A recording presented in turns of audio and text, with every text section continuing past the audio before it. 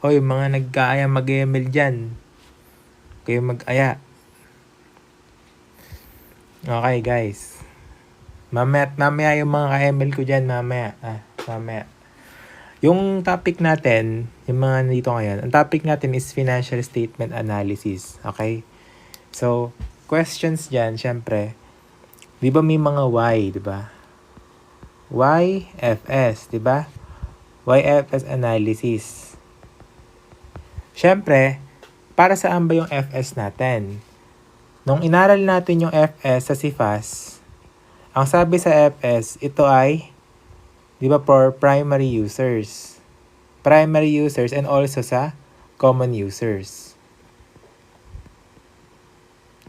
Ngayon, ano yung mga contents ng isang financial statement? Siyempre, meron tayong past and present.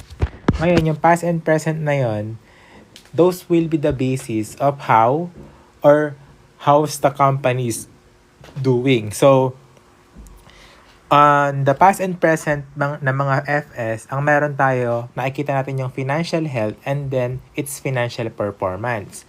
Nakikita natin, na-check natin kung maganda ba o maayos ba yung pagtakbo ng company through its FS. And ano ba yung dalawang basis ng FS, di ba?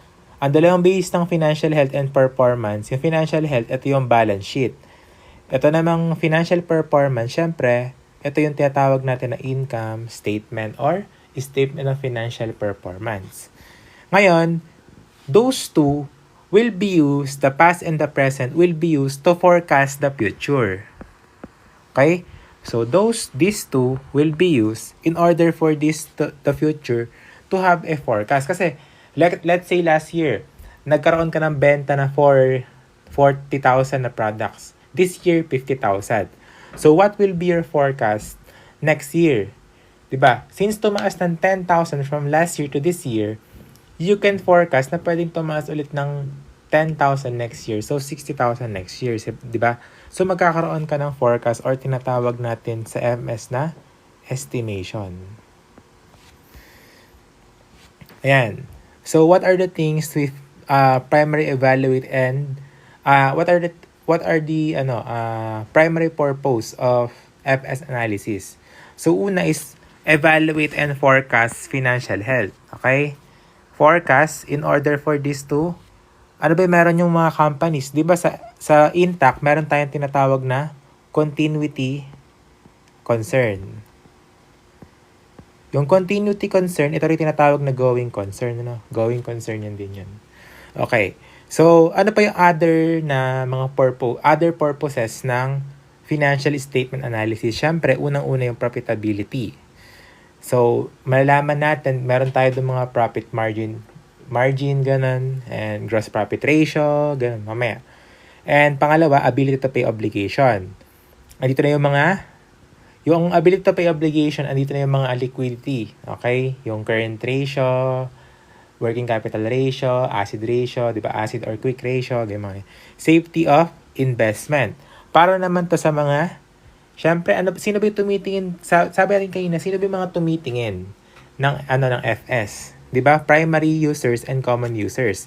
So, those primary users are the investors or the creditors. And they need safety of investment. Syempre, kailangan nilang malaman kung yung investment pa nila is sapat o okay yung So, meron tayong equity management, debt to equity ratios, mga ganun.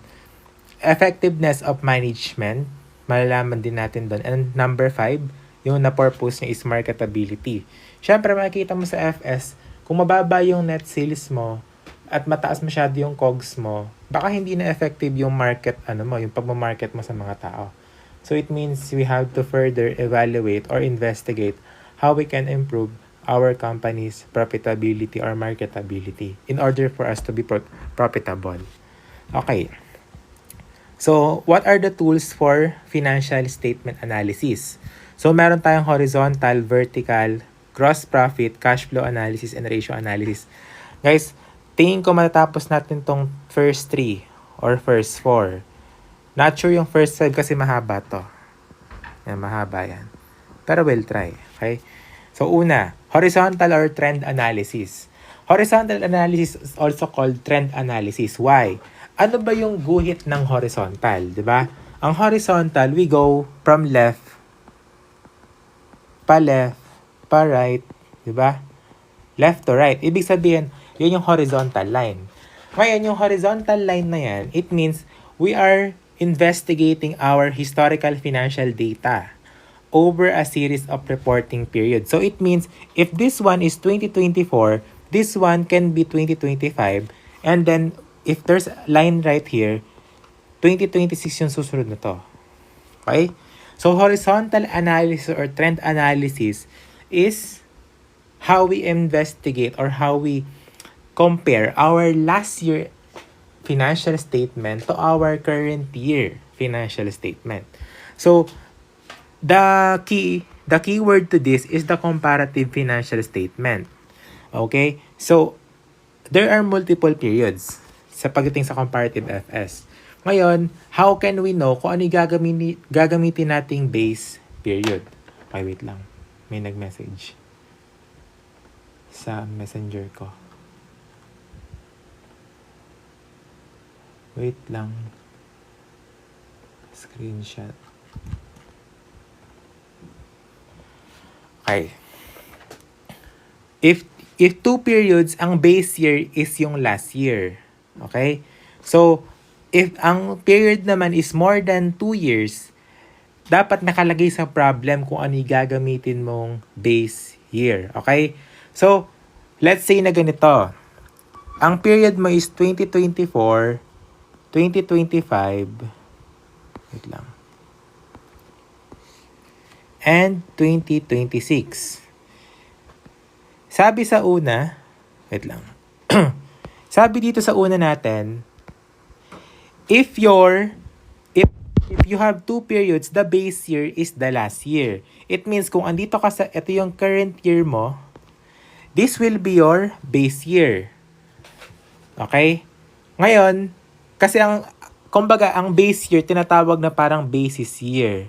Siyempre, yung current year mo, saan mo ibabase? Sa last year. So, if there's 2 period like 2024 and 2025, wait lang.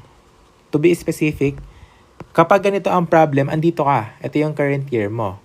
Ngayon, pero, let's assume na wala ka pang FS dito. So, ito pala yung pinag-compare mo, itong dalawa. Dahil meron kang comparison, those two will be compared against each other and the base year will be 2024. Okay?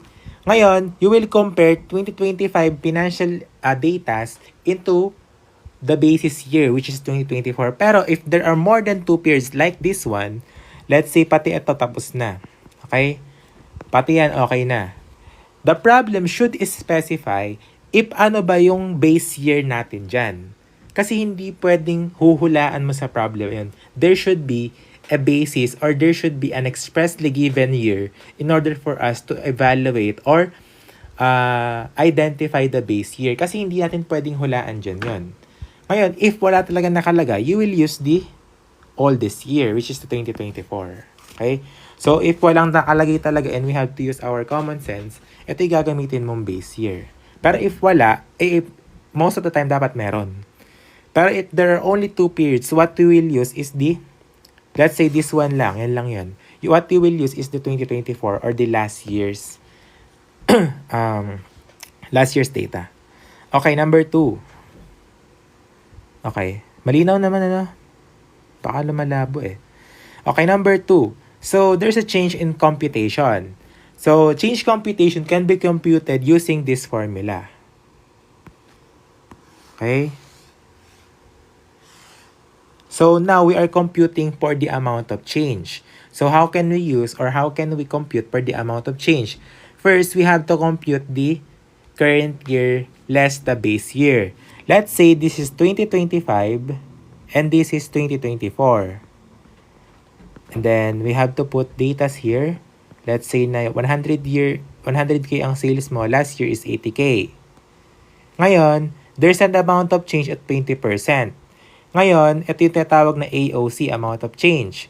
Ngayon, you will divide this one to the base year, which is magkano yung base year? Ito yun, 80 100,000. So, you will divide the 20% sa 80. Wait lang.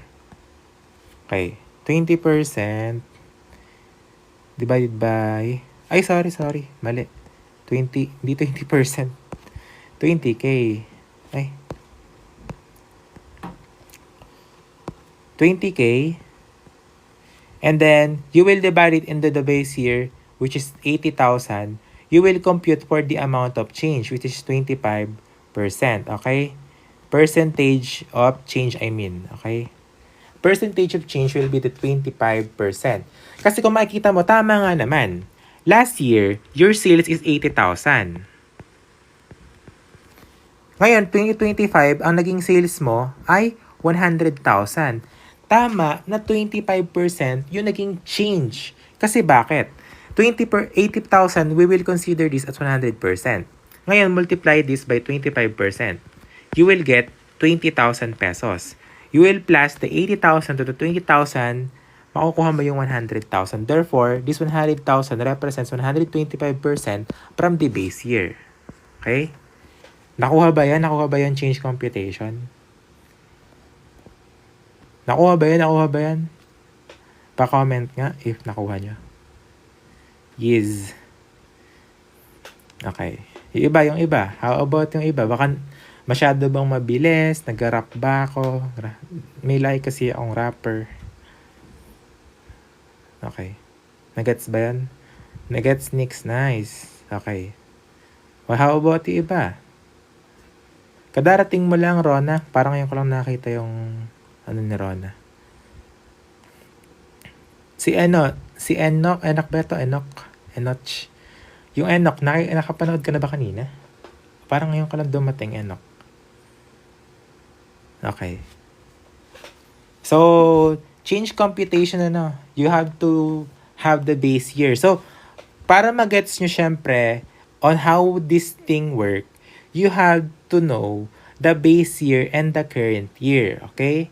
The data will be given on the problem. What you need to do is to compare it and have this solution or formula, rather.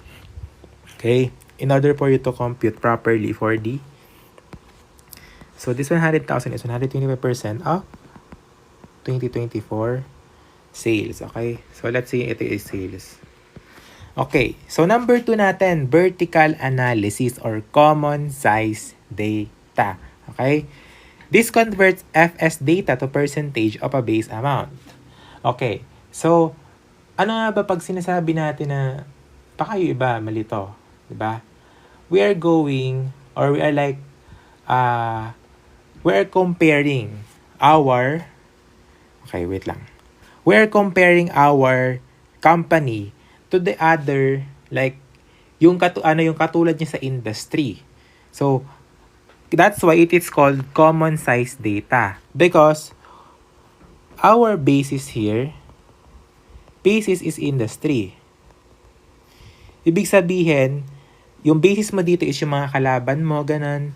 Kaya dapat, magkaroon ng understandable dito na data. Company A, ito naman si Company B. Okay, ito example nun. Mabilisan lang tayo. Let's say na si Company A, ganito siya. Ngayon, si Company A, pagka kasi ang ginawa sa'yo dyan, pinaita lang sa'yo yung profit and yung final profit. Baka maging basis mo lang dun is yung net profit. Hindi kasi pwede yun. Dapat dyan yung sales. So, ang ginagawa sa vertical analysis or common size data, we convert financial statement data to percentages of a base amount. Okay? Base amount yan. But may letter D dyan, di ba? Okay. So, sales, let's say that your sales will be 100% minus COGS. And then, its total will be gross profit. And then, you will less the operating expenses. Makukuha mo yung tinatawag nating net profit. By the looks of this one, the profitable company is more likely to be Company A. Okay? Okay, so ganito yan. Paano mag-convert ng percentage of the percentage to FS? Let's say na ganito. Yung amount ng line item mo And then, i-divide mo sa base. Okay? Pag income statement ang kinocompute mo, ang base mo ay net sales. Pag naman balance sheet ang kinocompute mo, so ilalagay mo ito yung base. Okay? O let's say na ganito. May papakita ko na, wait lang. Paano ba? Hindi ko ma-picturean to. Wait lang. Wait lang. Papakita ko sa inyo. Isan ko mabilisan sa group.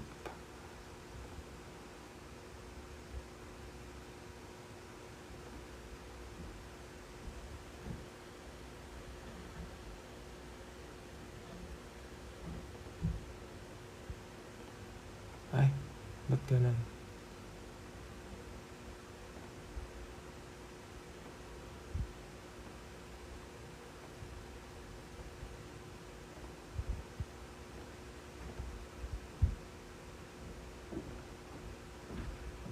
Okay, send ko sa group. Ay, sa community pala. My goodness.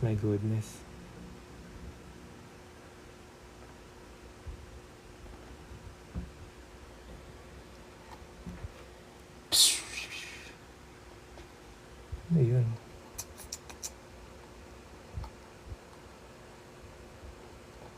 Malala. Okay. Ayan. Wait lang, sinend ko sa community. Post ko muna yung live. I-ano ko lang.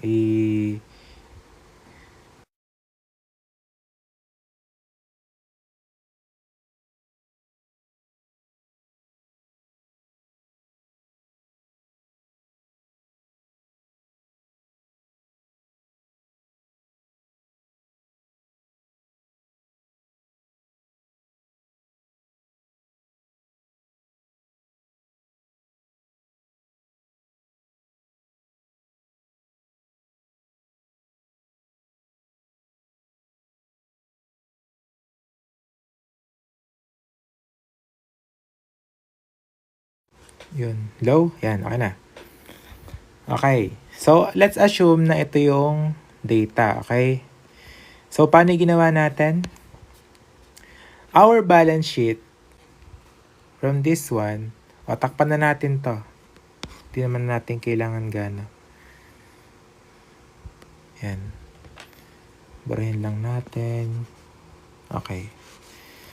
So, sabi dito, di ba, we have the vertical analysis. So, what we'll do is convert the financial statement data into percentages. So, paano mangyayari dyan? Ang sabi dito, pag kinocompute mo yung percentage, amount ng line item, let's say na example natin is cash. Okay? Huwag na talaga na equal. Baka sabihin, ay sir, alagay dyan equal yung kinompute ko. Okay? Let's say lang na cash. Iaano mo sa amount ng base, i-divide mo sa amount ng base. Kapag balance sheet ang meron tayo, total asset. Kapag income statement, net sales. Tandaan nyo, kapag ang sales, wala namang sales return, wala namang sales discount, yung sales nyo will be its net sales. Okay? Ngayon, dahil ito ay balance sheet yung meron tayo dito sa taas, what we'll use is the total asset. Tama. Galing mo. Naisip. Alam ko iniisip mo yun.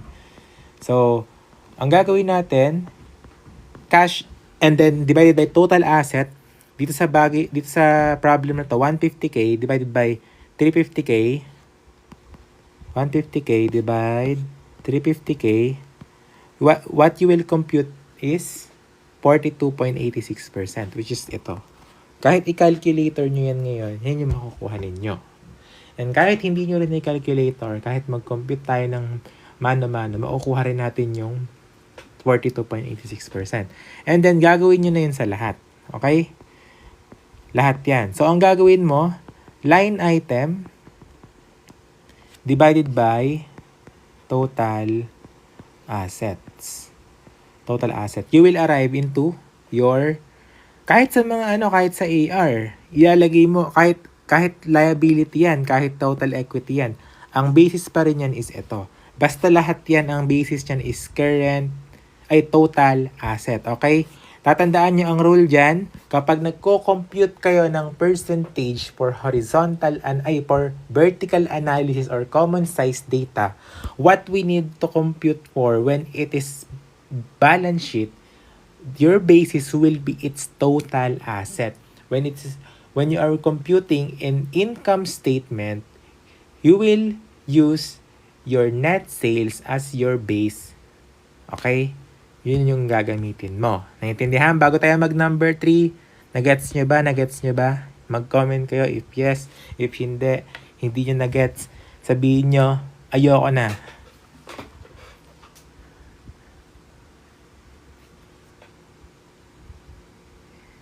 Yes, ay. Ulit po ulit. Ayan! Kilala ko yung Leko na yan guys. Hindi nanonood yan. Manonood yan. Ano na. Huli na. Kakapapasok lang yan. Nuggets nila. Leko. Kasi late siya pumasok guys. Sabi niya inaabangan daw niya yung live ko. Tapos, hindi siya nanonood nun. Nagtampo ako nun. Sabi niya, Sir, inaabangan ko yung live mo. Tapos tingnan ko yung viewers kung nanood siya. Hindi siya nanood, guys. KPM yan.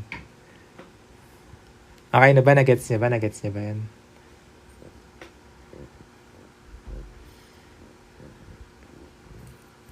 Sir, inaabangan ko lagi live mo. Ngayon lang nadaan ho. Okay lang yan. At least medyo nasimulan mo. Nagets niya na. Mahirap ba? Hindi naman mahirap eh. Mahirap ba yan, no? Guys, pagka tinapos natin yung FS analysis dito, aabutin tayo ng siyam-siyam. Okay lang naman yan as long na kaya nyo. As long na kaya nyo tumagal. Tatagal ako dito sa kay Gina. Next natin will be cash flow analysis. Ito, napakapangit ko mag-drawing, pero gawa natin siya ng maayos na tsura. Okay? So, sa mga visual learners dyan, regalo to sa inyo.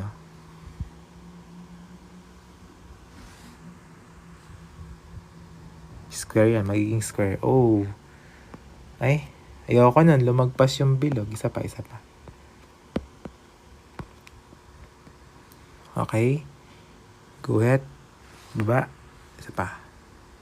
Yan. Then, oops.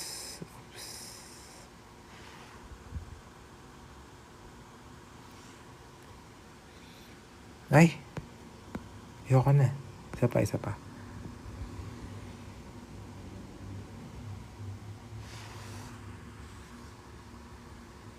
Okay. So, yung guhit is dito. And then, yung isa pa is dito. Yan. Okay. Yan yun na. Yung mga may OCD dyan, kanayang ma-stress Okay. Hindi pa ba kayo? Yung 14 pa kayo. Huwag kayong aalis. Okay. So, sa cash flow analysis, tuturo ko na sa inyo ngayon yung operating, investing, financing. Okay? Pagka ang ginagawa mo is from your current asset, and ginawa mo rin niya sa current liabilities, meron kang inutang na mga short term para sa operation mo, yun ay operating activities. Ngayon, sir, paano namin malalaman kung operating ba siya? Lagi yung tatandaan na when it is core business activity and it is net income computation and working capital computation, those are all operating activities. Bakit? Kasi we are computing for short-term items. Baka sabihin ng iba, sir, meron din namang short-term sa iba. Di mo sure, kasi wala. Okay? Paano naman kapag investing activities? Nakalagay dito, you have your asset. Okay? Ito is asset. Ito is liability. Ito is equity. Okay? Yung EQ. Ale. Okay, ale yan. Ale. So, when what you do regarding your non-current asset, investing activity and whatever you do from it. Let's say na ang ginawa mo is nagbenta ka, nag-buy ka or nag-sell ka ng isang non-current asset. Those will be investing activities. Ano pa yung iba na ano pa yung isa pang uri na activity? Another kind of activity is financing activities. So, those financing activities are from the non-current liabilities and then equity transactions. Okay? So, pag meron kang investments, those are equity when someone invests in you, okay, and lend you money, you will use it is financing activities kasi ang ginagawa nila, they are lending you money. So you have a non-current liability transaction. Okay, so example ganito. Lender gave you a 5-year note at 12%, diba? 3 years, kinemerot. If those are note, diba? Kumbaga, pinautang ka niya ng note,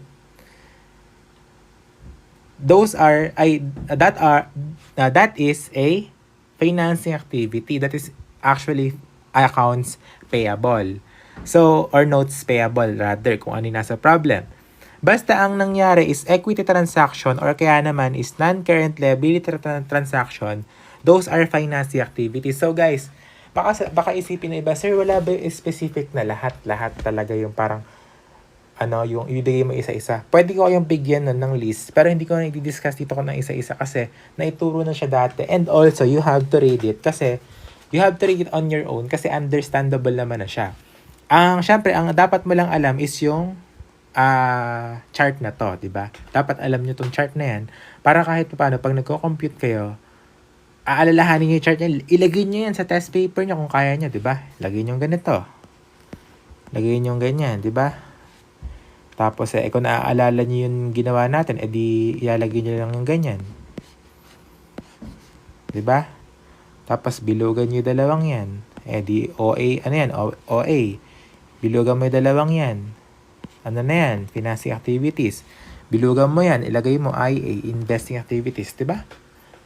Nakuha mo siya. And what you have to do is specify those things in the FS that you are answering in. Okay? Okay, nagigets ba? Nagigets ba yun? Si Ryu. Wait lang. Break. 1 minute break.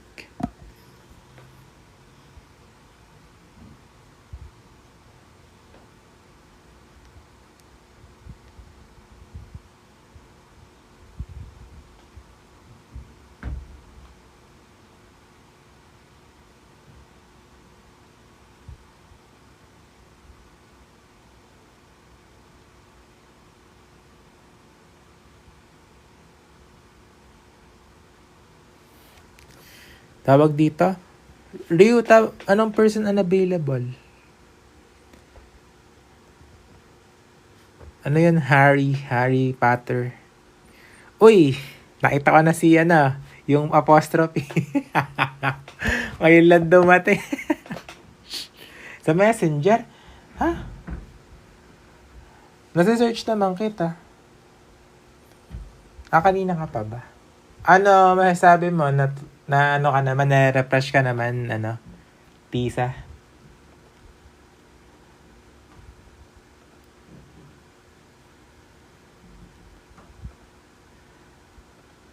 Alan Peter Parker. Wow! Wala. Grabe. Paano pag may Paano pagka may nag-aya sa'yo ng sine tapos tiga Cebu siya, guys? Hirap na. Layo. Second year na nga mga alaga mo, sir, sa SG. Feed man at obligan ang tinik sa amin. Yun. Tinik nga yan kahit sa mga nasa main. Kaya tinuturo ko ngayon, okay? So, wait. Parang may nakalimutan ako isulat sa ilalim. May nakalimutan nga isulat dito. Ito na yung tinatawag natin na net cash flow. Okay? So, nakita mo kanina, all those inflows and all those outflows, pagka halimbawa inipon mo lahat ng inflows mo sa operating, investing, and financing, tapos inisa mo dito, and yung outflows mo, inisa mo rin dito, yun yung direct, di ba? Direct computation. Pero meron din tayong indirect. Yung operating muna, investing muna, then financing. Yan, mahaba yan. Hindi ko ginagawa yan.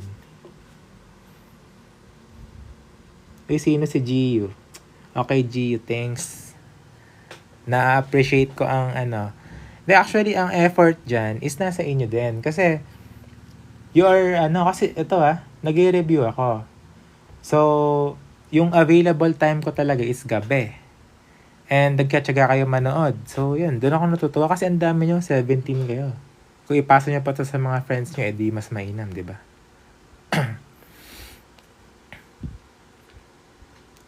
Sir, pwede po bang indirect method? Magtatagal tayo ng Leko Marketability. Mamaya pa siya, Kung mag-i-stick ka dito, matuturo ko siya. Kaso lang yung kay sinabi ni Leko, yung pwede bang indirect method, ipapasok ko na lang sa community yung yung mga formulas. Kasi, medyo magkatagal tayo. Okay, so sa free cash flow natin, ano nga ba ibig sabihin ng free cash flow? Okay? People are asking. Hindi. Some students are asking, kahit sa PM or kahit sa personal, pag nakikita nila ako, sa Feedman, hindi kami mag-gets yung mga, yung mga FS analysis, ganun. Tas lagi nilang sasabi, ang hirap daw ng computation sa free cash flow. Guys, ito lang tatandaan ninyo. The free cash flow is for dito, sa na yan. Ito, tandaan nyo, nakita nyo tong, na yan, itsura na yan. Okay? Ang free cash flow is itong mga nandito sa non-current and then equity part. Non-current liabilities and equity part. Bakit? Kasi ang sabi dito, free cash flows equals to operating cash flows minus capital expenditure. Asan yung operating cash flow dito? Ito yung operating activities. Ililess natin yung capital expenditure. Guys, when we say capital expenditure, it is your spending on the capital assets. Okay? The assets that you use for your business. So, those are investing activities. So, when you less your operating cash flow, ililess mo yung investing activities, ano na lang matitira? Mawawala na tong part na yan. Ang matitira na lang is yung part na to. So, this financing activities is para saan? Bakit, sir, natira is financing activities? Kung mapapansin nyo, ito natira. Kasi ang sabi dito, free cash flow is for non-current liab and for equity. In short, free cash flow is pambayad sa mga non-current liability and pang-dividend sa mga equity owners. Okay? So, higher free cash flow, it means your earnings are high. Okay? Kasi ang sabi dito, when your earnings are high from the operating cash flow and you less your capital expenditure on this one, so the total will be PCF. Let's say na mataas ang earnings mo, 600,000. You less your capital expenditure of 200,000. Your free cash flow will be 400,000 pesos. And those free cash flow, 400,000, it will go to the current liability. Let's say na meron kang utang na 150,000. So, ililess mo 150. meron kang 400k na PCF, less me 150k, you have the 250k equity. And then, paano kung may 250k equity ka? You can go and, hindi ko na alam mag-English ng ganun. You can, ito na lang nga. Pwede mo silang ibigay as dividends. Yan. Anong topic, sir? Our topic is about financial analysis. FS analysis. Guys, naubos yung English ko. My goodness, I can't do this. Okay, so, ganun lang, di ba? Guys, we only have 5 tools for horizontal financial statement analysis. Tapos na natin 3. We have the checklist, ha? Tapos na natin 3. Ay, no. Hindi yung 3. Tapos na natin 3. Ba't yung gross profit ko pang number 3? Hindi pa tayo tapos sa Hindi pa tayo tapos sa number 3. Number 2 pa lang. So, okay. Okay, tama. You can distribute it to your owners through dividends. Okay. So, our next will be gross profit analysis. So, when we are analyzing our gross profit, we are assessing or we are looking for the changes in our gross profit that we assess. Sir, hanggang what time po tayo? Hanggang kung kailan kayo makakatagal? Kasi ako makakatagal ako kahit maghapon tayo. Kaya kung mag-i-stick kayo, tas gusto nyo talaga matry na yan. May bibigay din akong sagot namin. Okay. So, our gross profit analysis will be sales and then minus COGS equals to gross profits. Pero ano yung mangyayari natin dito? When we are computing for sales, we can compute selling price multiplied by unit sold. Okay, let's see na ganito. Ang selling price ng isang Beyblade is 50. Our unit sold is 1,000. So, our total sales will be 50,000. And then, uy, Boss D! Lala mo, ba't nandito ka? So, let's say our cost per unit sa Beyblade is 30 pesos multiplied by unit sold natin na 1,000, it will be 30,000 pesos. So, our gross profit will be 20,000. Okay, so nagets? So, kapag ganun, magko-compute ka na ngayon ng variances kasi we are computing for the gross profit analysis. So, sa gross profit, we have what we call sales variance. So, sales variance is from... Oy, sir. Sir Axel.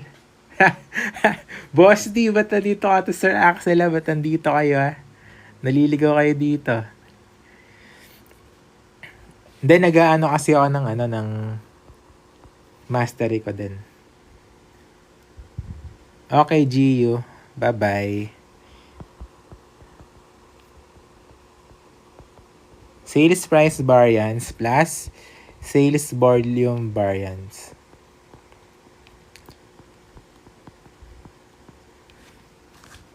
Okay. So, dito, when we have our current year sales, ito yung i-compute nyo dyan. Kasi, di ba, pag sinasabi nating variance, pinagbabangga natin yung last year and current year. So, ang mangyayari dito, when we have our current year sales, current year selling price, and then current year unit sold, pag pinag-multiply mo yung dalawa na yan, and then, ang gagawin mo, makukuha mo na yung current year sales mo. And then, last year sales will be computed using last year selling price multiplied by last year unit sold. So, those two will result to sales variance. Pero, we are also computing for these two, okay? So, ano yan? This is what we call flexible sales. So, the flexible sales is based sa last year selling price multiplied by current year unit sold. Kumbaga, comparison siya ng current year unit sold mo. Pero ang gagamitin mong selling price is yung last year. para makita mo kung yung data ba na pinagko-compare mo is yung flexible sales is para malaman mo na yung pinagko-compute mo dalawang year is kung pwede ba siyang pagbanggain sa computation sa sales price variance and sales volume variance. So, paano natin mako-compute yung tinatawag na sales price variance? Yung sales price variance will be computed pag pinaglaban natin yung current year sales and then flexible sales. Okay? So, pag pinaglaban mo yung dalawang yan, magkakaroon ka ng tinatawag na sales price variance. Kasi ang mangyayari dyan, ang paglalabanin mo is yung current year sales price multiply by last year sales price. Pero, constant yung current year unit sold and then current year unit sold mo sa flexible sales. Ibig sabihin, ang pinaglalaban mo dyan is yung price ng last year sa current year. Kaya ang tawag sa kanya is sales price variance. So, kapag pinag-compute mo dalawang yan, ang makakompute mo is yung sales price variance, which is to. And then, pag pinag-compare mo naman or kinompute mo naman yung flexible sales mo and then yung last year sales, ang magiging magkaiba naman dyan is yung units sold. That's why it is called sales volume. Kumbaga yung unit volume yung volume ng pinroduce mong unit yung i-compute mo. So, what will be your basis sa pag-compute ng sales volume variance? You will use flexible sales. So, last year selling price, kung makikita nyo, ito is constant. Okay? So, tanggalin mo na sa equation yan.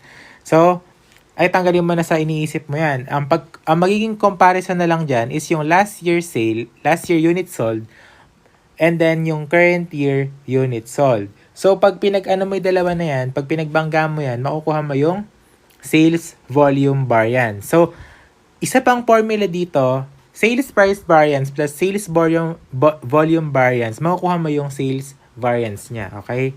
So, isa pa na dapat yung tandaan, when you're computing for variances, lagi yung titingnan kung ano ba yung magiging basis ninyo. Tulad nito, kapag hindi natin nilagay yung nasa ilalim, tapos ginawa lang natin is ito lang. Diba? Ito lang line na to nasa ilalim. Parang medyo malilito ka. Pero dapat malaman mo or dapat mong tignan kung ano ba yung kino-compute mo. When you are computing for sales price variance, it means yung price yung tina-target mo. So, ang gagawin mo, yung current year sales and then yung flexible sales yung gagamitin mo. Kasi, yun yung magkaiba yung selling price. Pero pag naman ang tina-target mo is yung sales volume variance, ang kukumputin mo is yung last year sales and then flexible sales. Bakit? Kasi you are computing for difference or the variance in volume. Okay? So, yun dapat nyong pagpapokusan.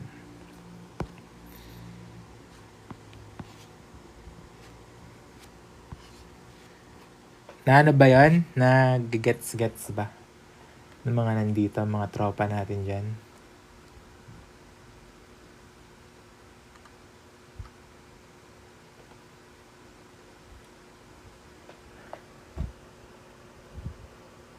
Ay, wow. Si ano to ha? Si Luna. Pa-SS po. Okay, go. SS mo na. Pag natapos, sabihin mo SSD.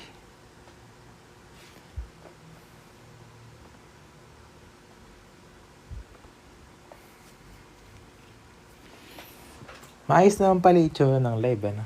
Pagka, inaantok na kayo? Wala pa tayo sa kalahati, Patibayan ng ano dito. Patibayan ng puso dyan sa Feedman. Dapat lang, pag sa Feedman, ang meron kayo, syempre, mamemorize rin dapat yung ibang formulas. Huwag kayong basta magbabasa ng SST. Okay. Tuloy tayo. So, sabi dito, if current year sales is tawag to? Ano tawag to? Greater than your flex sales. And then, dito sa isa pang last year, ang meron ka is favorable term. Okay? Kasi ang ginagamit natin is sales variance. Kumbaga, ang sabi dito, kung yung current year sales mo is mas malaki sa flexible sales mo, kasi ito yan eh. Yung current year sales, ito yung actual. Yung flexible sales mo, ito yung budgeted or kumbaga estimated. Ito na lang guys, ito na lang yung tanong dyan. Kapag ba mas malaki yung actual sa budgeted mo pero sales siya, ano yung meron? Siyempre favorable yan, favorable variance. Kasi mas malaki yung actual mo naging sales kaysa sa kinokomputan mo. Kumbaga, mas malaki yung naging actual mong sales kasi ina-expect mo, in-estimate mo. So, it means it is favorable for the company. So, the next will be COGS variance or cost of goods sold variance. So, kapag COGS variance naman, ito yung computation niya. Current year COGS equals to current year cost per unit multiplied by current year units sold. And then, your last year COGS naman will be last year cost per unit multiplied by last year units sold. And then, your flexible COGS naman will be ganun pa rin. Last year cost per unit multiplied by current year units sold. And, pagka pinagbangga mo yung current year COGS and then last year COGS, ang makukuha mo is COGS variance. Okay? Ito yan. Nakalagay sa linya ng ganyan yan. Nagpa-blat-blat na talaga yung pen. Di talaga maganda tong wait lang Tatry ko nga magpalit ng Tatry ko muna magpalit ng pen.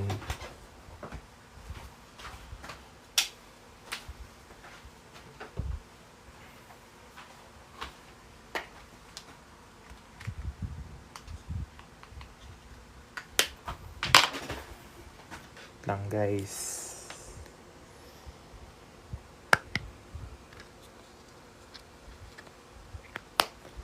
Baka Rene J to. Okay. Game ulit. So, next will be, paano natin mako-compute naman yung COGS variance? So, ang COGS variance naman will be equal to cost per unit variance. Wala, okay. Mas okay pala tong tip na to. Plus COGS volume variance. So, yung COGS, di ba? Ito ay cost. So, baliktad yung gagawin natin dyan. Kapag yung actual is mas malaki sa budgeted, unfavorable yun. Okay? Di ba makikita mo, ayan current year is bigger than flexible year, it will be unfavorable to you. Kasi yung actual mo, mas malaki sa budgeted or estimated. Tama? Nagets? Kasi cost yan eh. So, pagka meron kang computation ng cost per unit variance, ang gagamitin mo is current year COGS.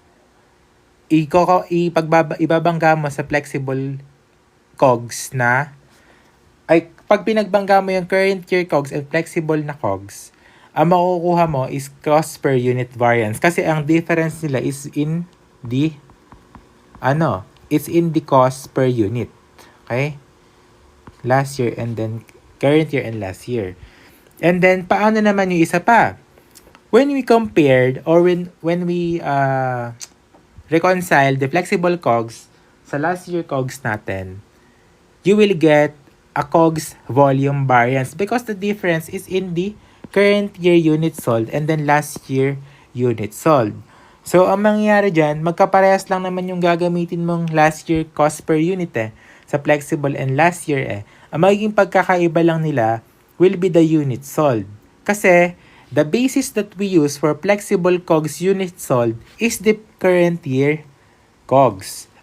Current year unit sold. And then, ang ginamit naman natin na cost per unit sa flexible COGS ay yung last year. Di ba pinagbabangga, kumbaga sa flexible COGS, kinuha natin yung una ng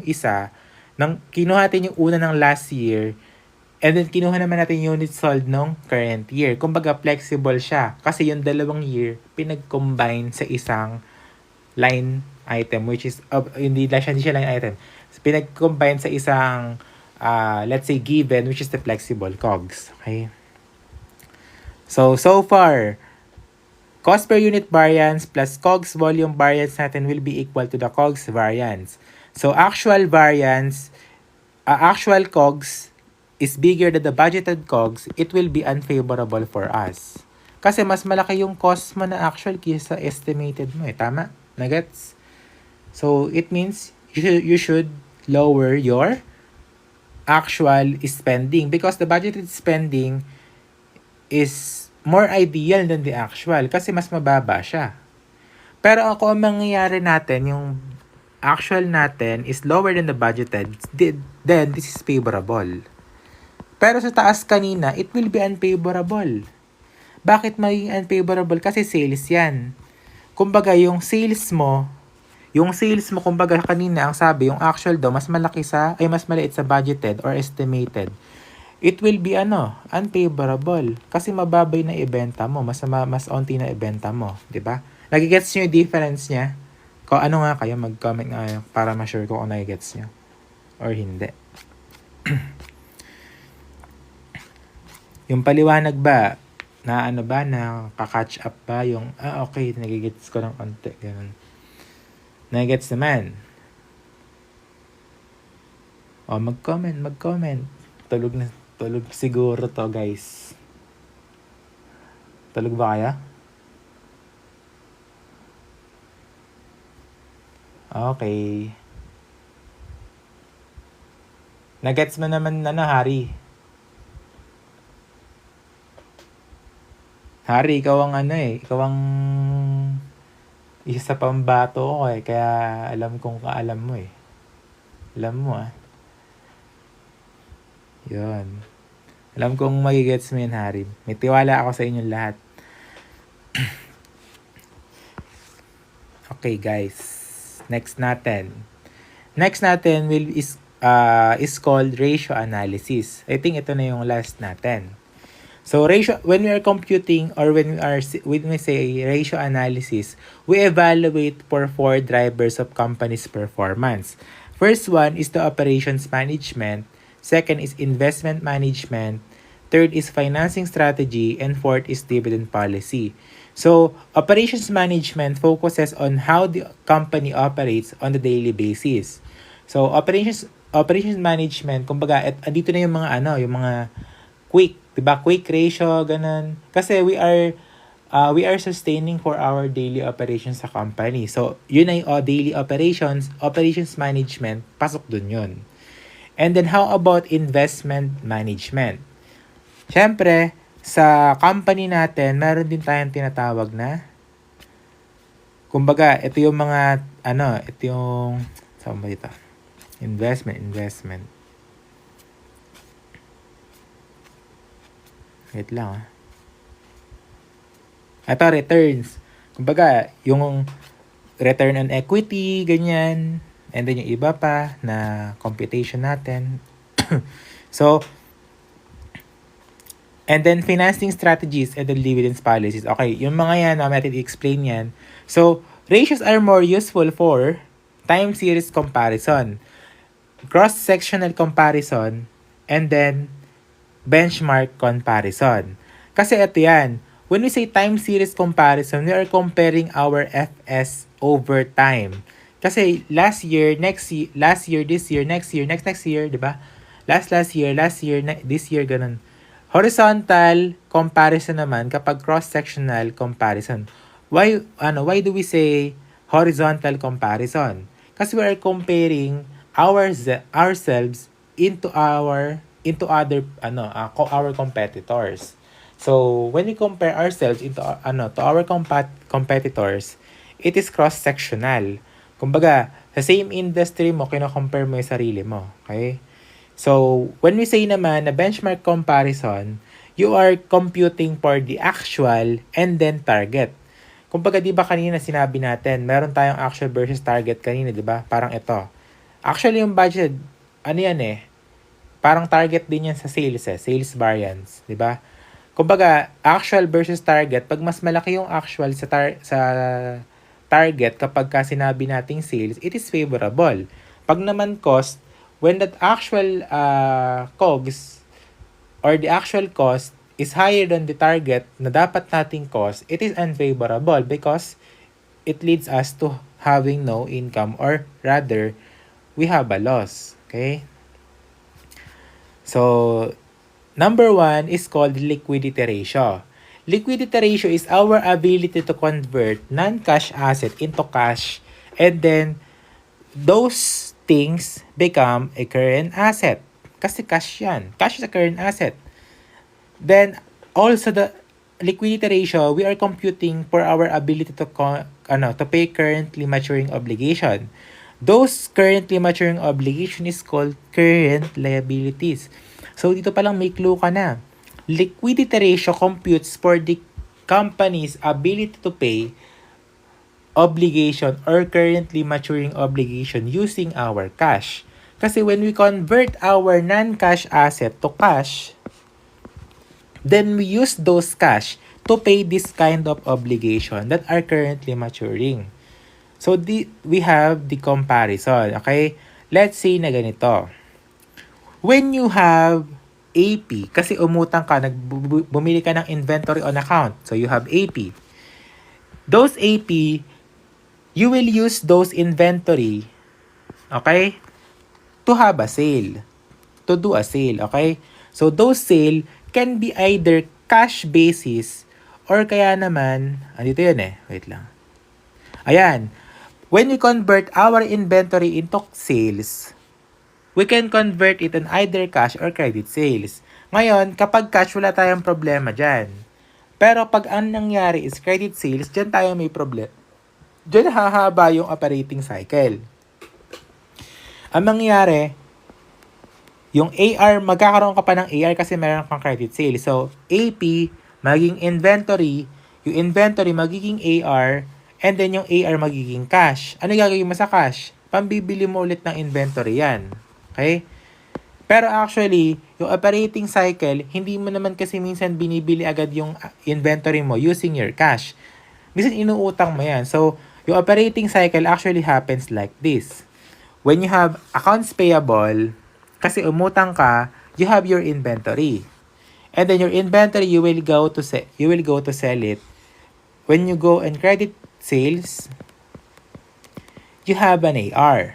And then when you sold those AR, or rather, when you collected those AR, accounts receivable, kasi dito you have the right, di ba? Kumbaga sa oblicon, you have the right to payment from your debtor. You are the creditor. And then, magagawa mo yung AR mo is cash na ulit. Yung cash mo, bakit? Magiging AP ba yan, sir? No. Ibig lang niya sabihin, pwede ang mangyari is cash, magiging inventory na siya agad pag binili mo yung inventory ng cash basis. Pwede nga ganyan lang yan Diba? Yung inventory mo, binenta mo, naging cash. Pinabili mo ng inventory na naman siya. Naging cash na naman siya. Pwedeng dalawa lang yan. Pero yung apat na yan, nangyari yan kasi sa accounting, the most used kind of basis, sa accrual basis. Diba? You have to mind this one. You have to remember that what we use in accounting is mostly accrual basis. So, this thing will be used, AP and AR, okay? Ito naman is credit purchase, okay? Kasi most of our purchases is on account. So, it is considered una ang AP sa accounting or operating cycle. AP, inventory, AR, cash, okay? Okay, so, ang kukumpitin naman natin ngayon is tinatawag na working capital. Sir, bakit siya, why do we call it working capital? Kasi ba nagtatrabaho? No, kasi we use it for, we use it to work. We use those money in order for our company to properly work. So, it is working capital kasi it is constantly working to sustain your company. So, what will be the computation when we are computing for the working capital? Current asset less current liability. So, when your current asset is bigger than the current liability, you have the positive working capital. It means it is enough to pay your current liabilities and have excess for daily operations. So it means, sa working capital, the ideal will be current asset is bigger than the current liability. And then, what happens naman when your current asset is lower than your current liability? You have the negative working capital. Wait lang guys, nakatayo ako ngayon habang di-discuss kasi kaya na pa ako nakaupo eh. And then, this meaning will be no enough capacity to pay current liability. So, it means you are, kumbaga dito, diba? Kapag ka mas onte yung current asset mo kaysa sa current liability mo, di ba meron tayong tinatawag na liquidity risk, di ba? And asa nasa Finman din natin liquidity risk. Not sure lang pero ayan yung tawag sa kanya. When we have the negative working capital. So the next will be current ratio. When we are computing per current ratio, it is different from the from the working capital. Kasi sa working capital, we're gonna deduct the current liability to the current asset kasi nga, we are computing for the excess. Ngayon, sa current ratio naman, we are computing on how much the current asset can cover the current liability. So, it means, paano kung ganito yung mangyari? Your current asset is 500K. Your current liability mo is 100K. Yung current ratio mo is 5.0. It means, your current asset can cover your current liability 5 times. Kumbaga, kahit 5 beses mong bayaran, kaya mong bayaran ng 5 beses yung current liability mo. That's why it is called current ratio. Okay? Ratio, it means you are dividing, di ba? Mostly naman ng ratios is we're dividing numerator and denominators. Okay? So, high current ratio or at par with the industry ratio, it means we have the safe liquidity position. Kumbaga, kapag ka ganito, let's say na ganyan, wag nang siya, masyadong ideal yan eh. Let's say na lang na 250,000. So, it's 2.5. Kapag ganyan, it is high, so the safe liquidity position meron tayo nun. Kasi nga, pwedeng bayaran na 2 times eh, di ba? Meron pa tayo natin ng 50K. Pero, kapag halimbawa, ito is, let's say lang na ganito. Let's say na ang current asset mo is 1 million. Your current liability is 100,000. So, 10 times mong pwedeng i-cover yung current liability mo. Sa tingin nyo ba, maganda ba yan para sa company natin? Comment kayo if yes or no. Yes or no?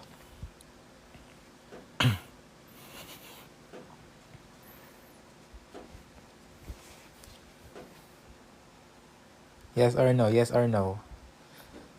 Hala, onti nyo na 11 na lang kayo. Natutulog na iba.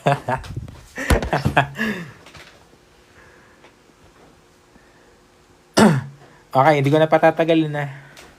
Ang sagot is no. Kasi, when you have so much asset or current asset, it means, ano ba yung mga nasa current asset? Diba? Andiyan yung cash. Andiyan inventory. Andiyan marketable securities. Ibig sabihin, kung mataas masyado yung current asset mo, it is possible na mataas yung inventory mo. It means, hindi ka nakakabenta. You are not using your current assets that well. Okay? So, it means, kapag sobrang taas naman ng current ratio mo, it doesn't mean okay pa rin siya. Baka may inefficiency na yon. Di mo na pala na-ibebenta inventory mo, nag-insolve, nagkaroon ng obsolescence, napanis siya, nabulok, lugi ka pa. Okay? So, low naman na current ratio, it means you are in financial distress. Kapag may financial distress ka, CL is equals to or higher than the CA. Yun lang yun. Ayan. Quick ratio or acid test ratio. Here in this one, we are testing for our most liquid na assets. Okay? So, the computation is dalawa. Pwede siya maging cash plus marketable securities plus AR is equal to current liabilities. Or kaya naman, bakit naging cash, bakit marketable securities, bakit AR?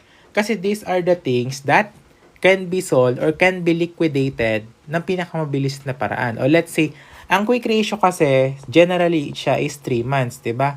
Ito kasi yan yung quick. 3 months talaga. Sold, collected in 3 months, okay? So, let's say na current asset, yung isang formula naman natin, or current asset less inventory less prepaid expense. Guys, inventory is not included in quick ratio because it is reliant on the quick ratio is not reliant on sales or revenue. And not all inventory can be sold into cash. Kasi, di ba nabanggit natin kanina, inventory can be sold into credit sales.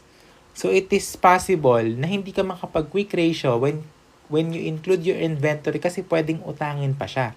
Kaya nga, ang kino-collect natin, ang isinasama natin is AR na. Diba? Kasi, ito, from the sold inventories. Hindi mo pwedeng isama inventory dyan kasi possible maging AR muna yan bago yan maging cash. Diba? So, yun. And then, next natin, ililess natin yung prepaid expense. Guys, why do we not include prepaid expense? It's because it is not convertible back into cash. Kung ano na mismo yung prepaid expense mo, yun na yun. Let's say na insurance expense, 'di ba? Prepaid insurance, yun na yun mismo, wala nang iba yan. Okay? So, divided by current liability, yun yung magiging quick ratio. So, dalawang formula yan, tandaan nyo. And then last, most conservative measure naman natin is cash ratio. Cash ratio, tulad lang ng kanina sa quick ratio, hindi tinanggal lang natin yung AR. Okay? AR not included. Why do we include the AR on the cash ratio? Kasi cash ratio is the most conservative measure. Kasi marketable securities lang tas cash . Guys, yung marketable securities na ipapalit na halos yan. Halos yan na yun. Pagka pumunta ka sa bangko, yan na yun. Papalit mo na yung marketable securities mo na yan. And the number 2 natin, activity ratio. Activity ratio is when we have conversion of AR into cash and those AR converted into cash, it is called a turnover. So when we convert inventory into sales, okay, nagbenta ka ng inventory, it is called inventory turnover. And then, when you convert naman your AR na galing sa inventory sales mo to cash, it is called AR turnover. Kumbaga, we are computing kung gaano kabilis bumabalik sa iyong asset. Diba? Ay yung something na na kino-compute mo. When we say naman na you convert your AP to when you pay your AP or accounts payable and other accounts payable, it means you have the AP turnover. So, unahin natin yung ganito yung concept. Guys, when we are computing for turnovers, ang numerator mo is income statement and denominator naman natin is balance sheet component. Pero, meron niyang exception na isa, okay? Meron niyang exception. Yung isa, nasa baba. Nandito siya sa baba ng net credit. Mamaya na yun. Yan natin mamaya. Okay. So, dito sa turnovers, ang meron tayo ay matching principle. Bakit? Kasi, kapag yung turnover mo is equals to income statement, those income statements are from the report date value.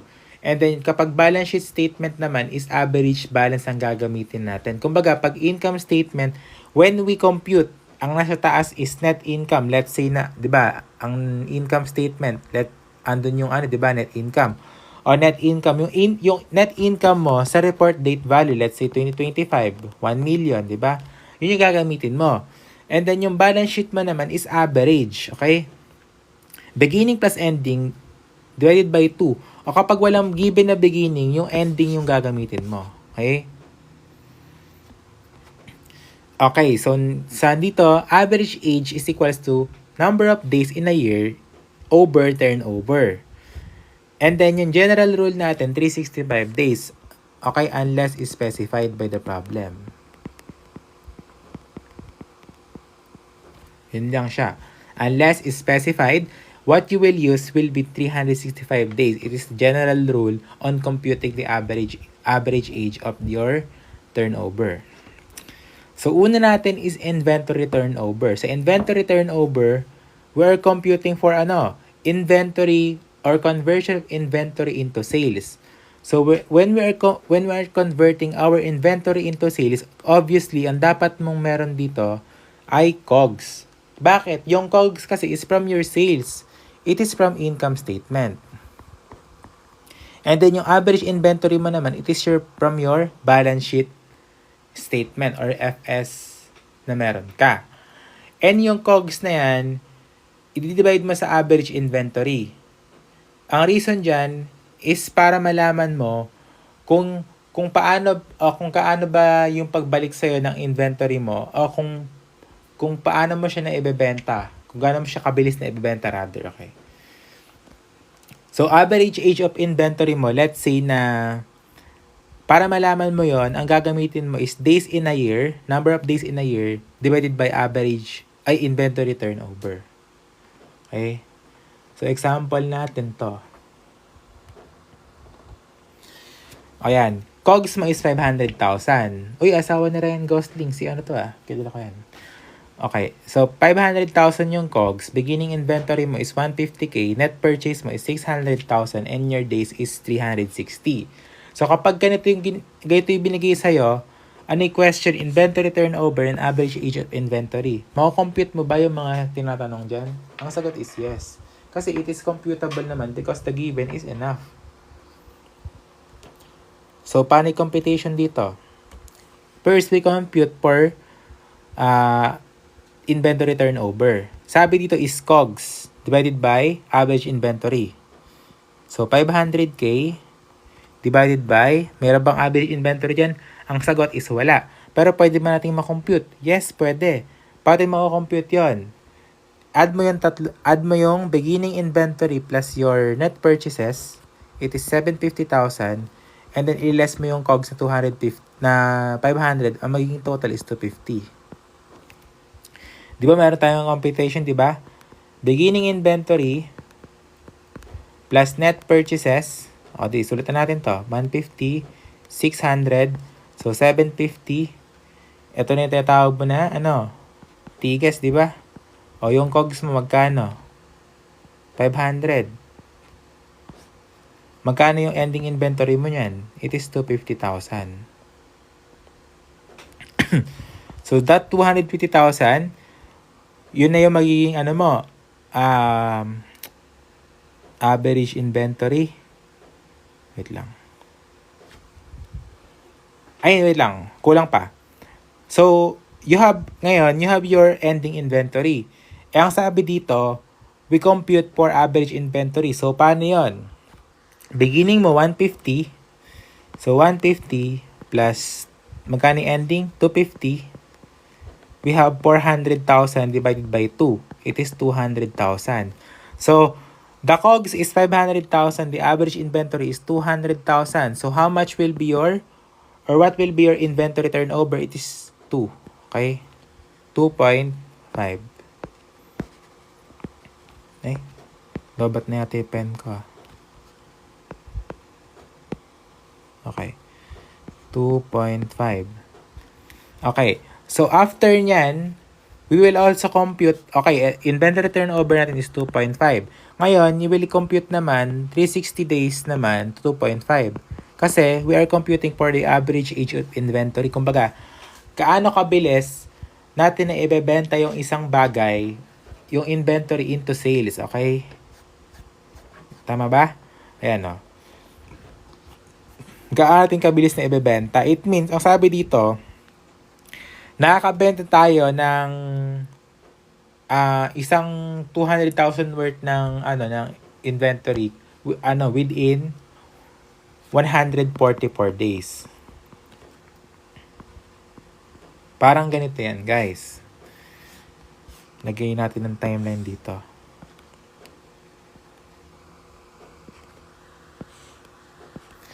Sabi dito, meron kang 144 days, meron kang 144 days, meron kang 72. This is 0.5. This is 1. This is 1. Pero yung inventory turnover ratio mo is 2.5. Yan yung TO, turnover.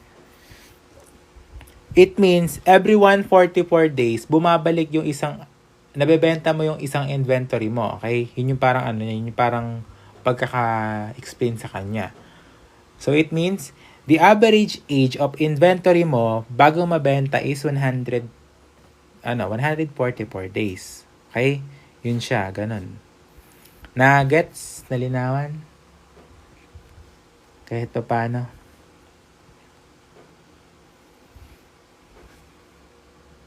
Tulog na yung ego dyan, no? Sure yan. Wait lang. Check natin kung sino pa yung mga dito.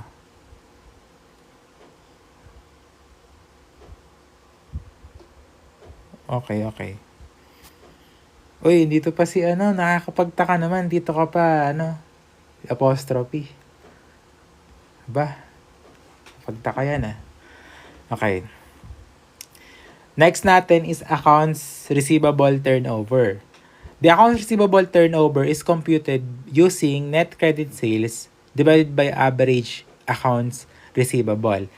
Bakit ganyan yung ginagawa natin? Kasi when we are computing for AR turnover, we are using AR, we are converting our AR into cash. So, ang dapat natin gamitin dyan is net credit sales divided by average accounts receivable. Okay? So, ganun pa rin computation niya. Madali pa rin yan. Kasi ang gagawin mo lang, net credit sales. So, lahat ng nabenta mo. Sa given, commonly, ang meron ka is AR Diba? Ay, meron ka sales Ito yan, sure yan sa problem. Sasabihin sa inyo, yung sales mo, 700K. Ngayon, yung cash sales mo is 250K. Ngayon, ano yung magiging net credit sales mo dyan? Magkano? It will be 450,000 kasi this is cash sales, okay? Dahil cash yan, hindi mo isasama sa net credit sales yan. Kasi credit, it means AR. Okay? So, ang gagawin mo, 700K minus 250K, your NCS or net credit sales will be 450,000. Okay? Nalinawan ba? Nalinawan? Huwag kayong malilitod na. So, let's say 450,000. And then, average AR. Alam mo na mag-compute niya na. Average AR, alam mo na. Paano mag-compute ng average AR? Pagpaplasin mo yung AR mo na beginning at yung AR mo na ending, divide mo sa 2, okay?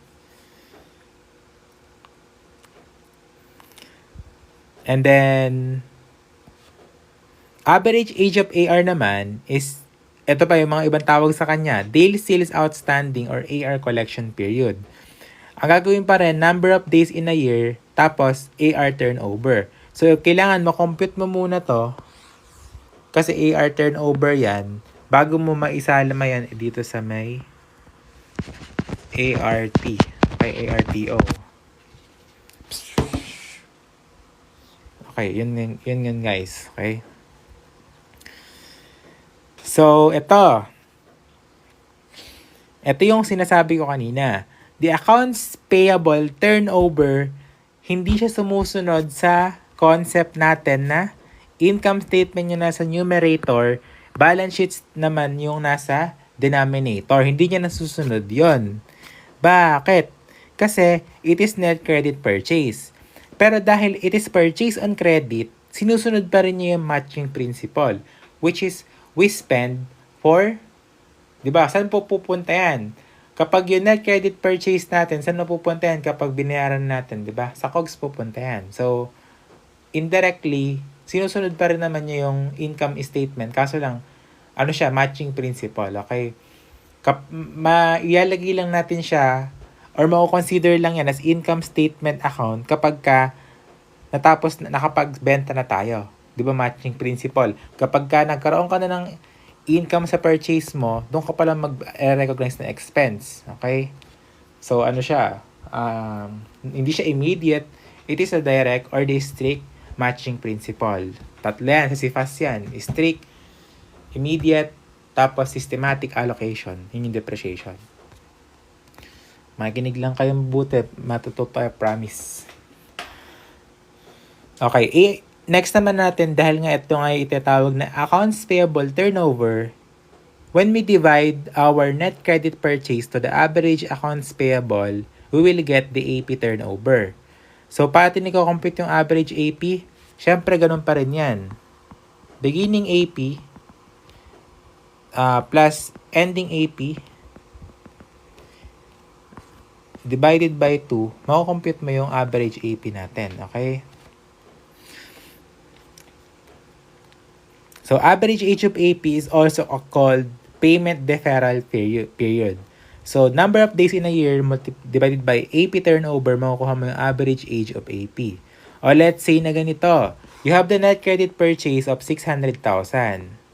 And then your average accounts payable is 400,000. It means you have this on 1.5. And then, average age of your AP turnover mo is 1.5. Days in a year is 360. Ang makukuha mo dito is 131. 240? Not sure. Wait lang. Wala akong kalki, guys. Titignan ko muna. 360 divide 1.5. 240. Ayan, 240. It means the average day or the average age of accounts payable mo bago mo mabayaran is 240 days. Tagal ba yan? Tagal din. Ilang months yan? 8, diba? Ay, 8 pa. 30 multiply by 8. 240. Tama. Okay. Letter D. Fixed asset turnover. When we say fixed asset, it is the non-cash asset na long term. So, ang gagamitin natin dito, our net sales. And then, we will divide it to the average fixed asset. Guys, why do we use net sales sa average fixed asset? Kasi ang kino-compute natin dito, how much can we, di ba ang fixed asset, di ba we have its depreciation. So, dapat natin ikino-cover din yung depreciation through our income. So, net sales yung gagamitin mo. And then divide it to the average fixed asset, you will get the fixed asset turnover. Or let's say na your net sales is... Wait lang. Iwanan natin to. Kasi mahalagi nasa baba. Wait lang. Pending natin yan. Kasi sa problem is straightforward yan sa mga problem. And then, yung total asset turnover naman natin is net sales divided by average total asset. Okay, maano niya yan? Pagka binasa niyo sa book yan, straight lang yan. Kasi yung iba kasi medyo mahaba explain. Okay. Yung number 3 natin is solvency ratio. So, the solvency ratio focuses on debt management ratio. Kumbaga, yung debt ratio natin, total liabilities equals or divided by total asset. Guys, why do we divide our total liabilities sa total assets? Kasi, ang sense lang yan, kapag mas mataas pa kapag more than 1 ang result niyan, pangit yan. It means, malaki pa yung liability mo sa asset. Kung less than 1, tama yan. Proper yan. Kasi it means, mas malaki yung asset mo kaysa liability mo. So, ang debt ratio, lower than 1 is better than the higher than 1. Okay? Yan. Equal or higher than 1 is wrong or mali. Kapag equal 1 lang yan, break-even lang yan kapag ganyan. Pero hindi naman kasi income yan. So, hindi siya break-even. Hindi break-even tawag. Wala lang. 0 lang. Equity ratio natin. Equity ratio, dito naman, kinocompute naman natin yung paano maka-cover nung total asset yung total equity natin. Diba, ang meron nga tayong computation is ito. Diba? Taking out to the consideration yung liability, gano'ng kalaki yung asset natin? Gano'n natin maka-cover yung asset na... Kasi kapag mas malaki pa yung equity mo sa asset mo, pag mas malaki pa equity mo sa asset mo, hindi maganda yan, di ba? Kasi di ba dapat mas malaki yung asset mo? Kasi kapag mas malaki yung equity mo, it means purely funded yan. And also, baka illiquid ka, kaya ganyan. Kasi puro let's say stocks, ganun, di ba? Letter C naman natin is debt to equity ratio. Ito na yung ito na yung formula na sikat na sikat. Yung debt to equity ratio natin is we divide our total liability to the total equity. Patin malaman yan. When you have the high debt to equity ratio, ibig sabihin yan, mas mataas yung liability mo sa pagka more than equal or more than 1, it means your company is financed through debt or utang. So mas risky, riskier. Bakit siya naging riskier? Kasi puro utang ka. It means kung puro utang ka, ang mangyayari dyan, kapag nagkasingilan, wala kang pambayad, patay ka. Dedo ka dyan. Padadampot ka sa van, papalaglag ka sa ilog. Ayan. Ganon. Pag nag-utang ka. Kaya mag-ingat-ingat ka, ha? Kapag mataas yung debt to equity ratio mo. Paano naman kapag mababa yung debt to equity ratio mo? O let's say na less than 1 yan, mas malaki equity mo. It means your equity is more on financing, so less risky. Kasi, why is it less risky? Kasi we are mostly financed through equity transaction or your investors. Through its common shares, 'di ba? Common shares, prepaid shares, 'di ba? Alam niyo 'yan, familiar kayo doon, dapat alam niyo 'yan. Dapat nag-aral na kayo niyan. Yeah. Iya. Point kita sa mukha, ganun. Okay. So, letter D naman natin is called times interest ratio. When we say times interest ratio, we are mostly computing for how much interest can we cover. Kasi pag isipin mo umutang ka. Okay? Ikaw, yun ang nanonood niyan. Isipin mo, umutang ka. Ngayon, yung utang mo na yan, meron yung interest expense. Tama? Tama. Yung interest expense mo na yan, how much can you cover yung interest expense na meron ka or yung mai-incur mo at the end of the year? Ano yung gagamitin mo? EBIT, di ba? Pagka sinabi nating utang, may interest, tandaan mo yung kumbaga, di ba? Kapag may interest ka, earnings before interest and taxes. Ibig sabihin, yung bago mo pa i-minus yung interest, yung interest expense at yung taxes, yun na yung gagamitin mong earnings para ma-compute against your interest expense. Kasi pag ang ginamit mo dyan, earnings after interest and taxes, ba't mo pa i-divide sa interest expense na minus mo naman na siya? Ibig sabihin, kaya mo siya i-cover. So, ang gagawin mo, earnings before interest and taxes.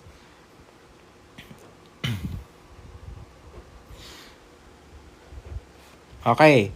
So, dalaway computation dyan. Or, cash flow from operations plus interest paid plus taxes paid. Pabaliktad naman yan. Kung kanina ito, yung earnings before interest and taxes, ngayon naman, we compute it using our cash flow from operation. Ibig sabihin, ito ay tinatawag na net cash flow. Ipa-plus mo ulit yung interest paid mo, yung binayaran mong interest, ipa-plus mo ulit dyan. Ano pa isa mong ipa-plus? Yung taxes paid mo. Para mabuo mo ulit yung earnings. Kasi pag pinag-plus mo yung tatlo na yan, tapos pinlas mo rin yung taxes mo, kinuha mo yung tatlo na yan, mako-compute mo yung earnings before interest and taxes. So, yan lang din yon. The only difference is pabaliktad. Kumbaga, kung kumain ka ng marami sa gabi, bukod na sa umaga, parang ganun yon. Di ba? Hindi pala siya ganun, guys. Hindi, wag yun na lang. Isipin nyo na lang, ganyan yung nangyari, okay? Huwag nyo na isipin kumain ng umaga. Okay. The purpose of that is to measure our ability to meet annual interest payments. Tama? Mali? May linaw? Hindi. Tama. Gets naman.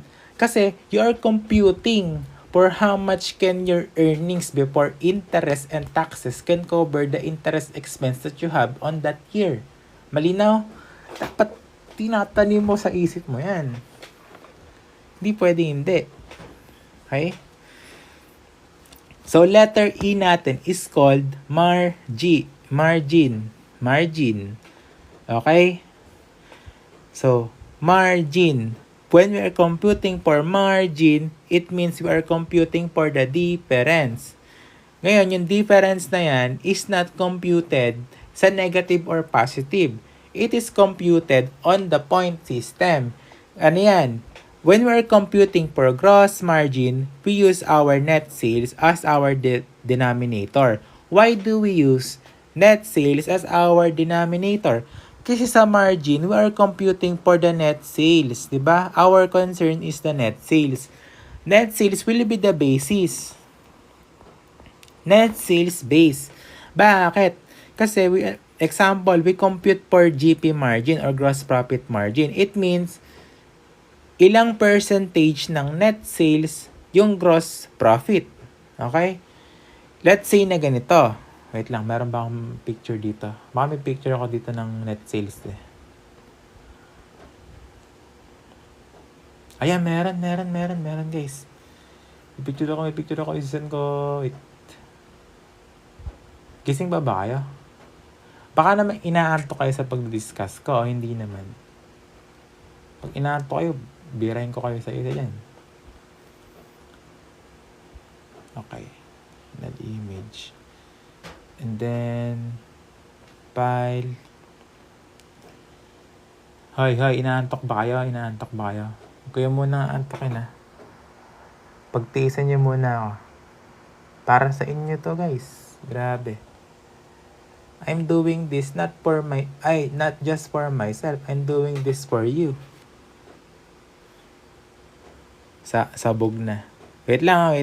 Mabilis lang to guys. Promise. Pause ko lang.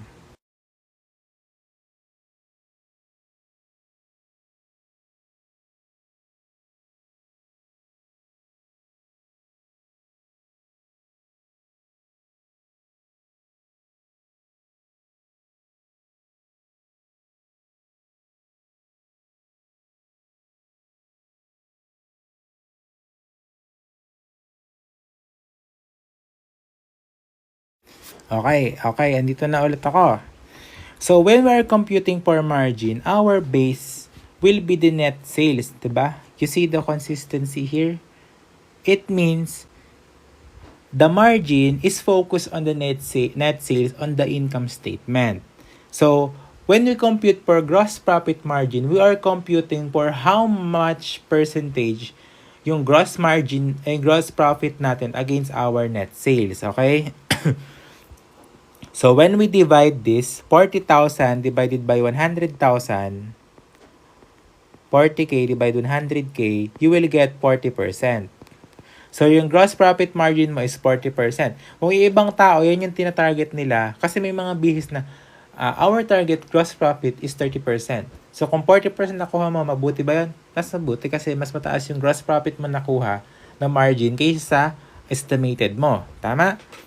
Operating margin naman, when we say operating margin, it is our operating income after the operating expenses. So, our operating income, and then ibabangga mo sa net sales, you can compute for operating margin. So, 10K divided by 100K, you will get 10%. Tama? 10%. It means, maganda siya. Kasi most of the, kasi hindi pala. 10% lang. Mababa pala to sa totoong buhay. So, okay. Profit margin naman natin is the return on sale. Why do we call it profit margin?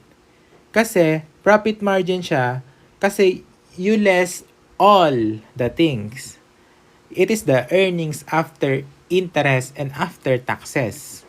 Kasi, when we say interest before income and taxes, yung EBIT, di ba? It is the operating margin. Pero when we say profit margin, nabawas na lahat yan. Tatandaan niyo, pag sinabi nating profit margin, it is the net profit. 'di ba? Net profit margin. So it is the return on sale. So return on sale, it is the net income divided by net sales. Okay? Bakit, 'di ba? Kasi return on sale. Kumbaga, yung sale mo is 100,000. Yung na-return mo is 4.8K. When you divide it, these two, it is 4.8%. It means the return on the sale that you have made is 4.8%. Ngayon, saan pupunta yung net income na yan? Kung talagang magaling, kung talagang ikaw, aral mo na yan, pupunta na yan sa SCE or dividend change in equity. Kung partnership siya or kaya naman, ay kung sole proprietorship siya mainly, okay? Nagets? Diba naalala mo yan? Ay, oo nga, ngayon ko lang nare-realize. Dali lang pala. Diba? Naisip mo ngayon eh. Di pala siya talaga mahirap.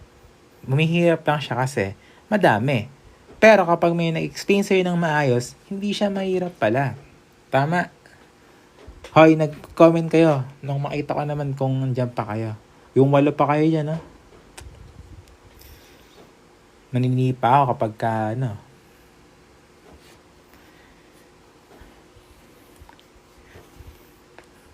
Nagets ba? Na ano ba? Ano ba yan, Rio? Copy ng exercise. Meron naman. Ay, sino ba si Enoch.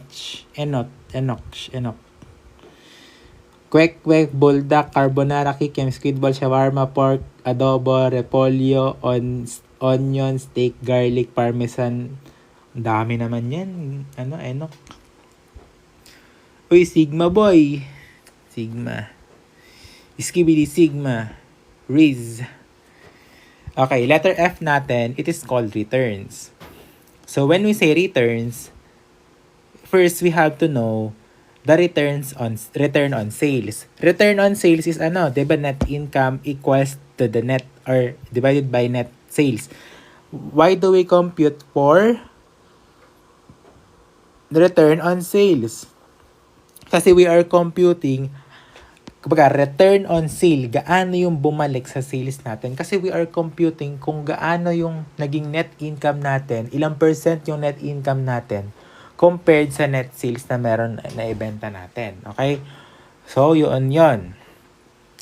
Ngayon naman, kapag sinabi nating return on asset, how much is the net income compared to the total asset or total average asset na meron tayo? Tanongin ng iba, Sir, bakit hindi average net sales yung nasa taas? Bakit ito average total asset naman? Hindi naman balance sheet tong net sales eh. Ano yan eh, di ba? ISIS yan eh. Tsaka isa pa, hindi naman na yan yung computation ng kanina. So, last is return on equity. When we say net return on equity, it is our net income divided by total equity. It means, dito naman, ang tinitingnan natin dito, how much our net income is compared to the average total equity. Birthday mo pala bukas, sir. Loko ka. Sinasabi yun. Paano mo nalaman? Hari.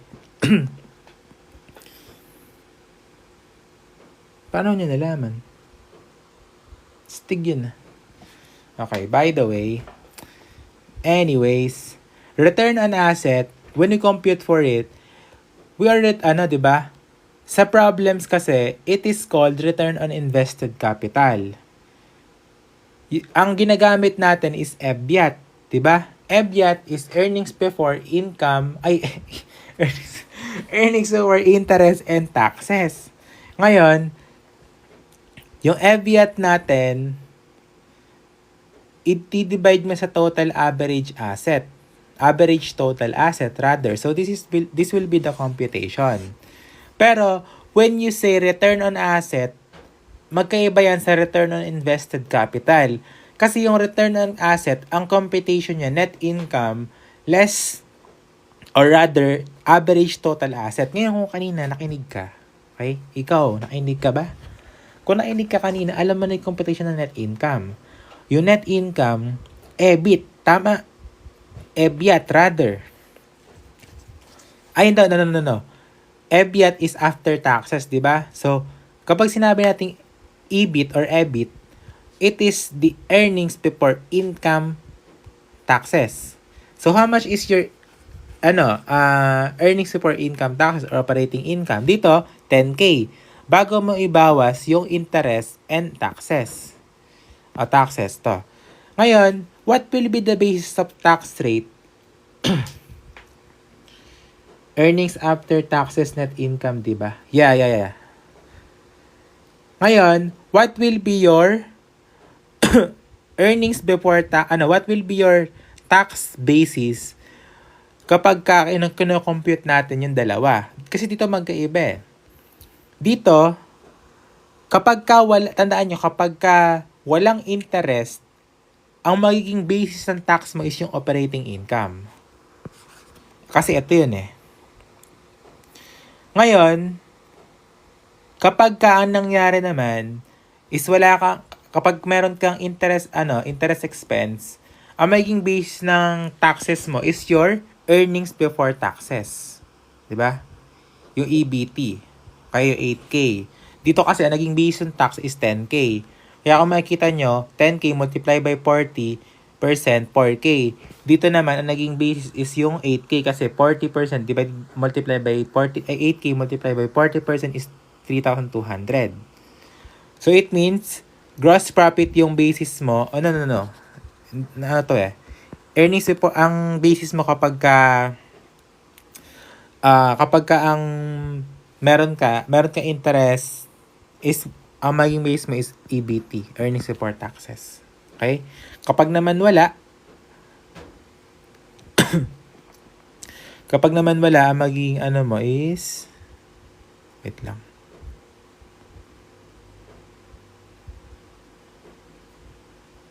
Ayun, EBIT naman, earnings before interest and taxes. Magkaka-TV na ako, hanip na ubo yan.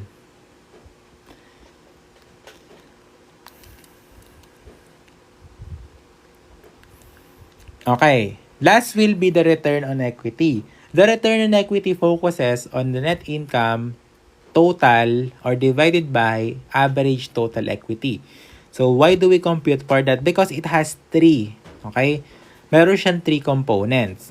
Yung una is yung profit margin. Yung pangalawa is asset turnover and then equity multiplier.